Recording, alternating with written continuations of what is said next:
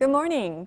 Well, not much to talk about regarding today's weather conditions. It's going to be a repeat of yesterday's stunning weather.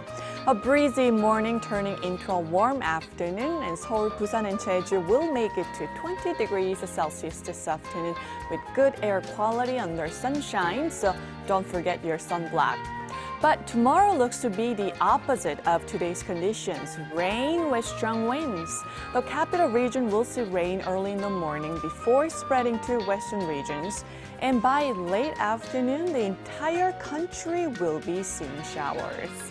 Northern parts of Gangwon-do province and Jeju will see heavy rain of up to 80 millimeters, while the capital region will see 10 to 40, possibly into early Wednesday, which is Children's Day. But the sun should return by mid-morning. Meanwhile, big gaps in readings and mostly sunny skies to dominate the end of the week. That's Korea for you, and here's a look at the weather conditions around the world.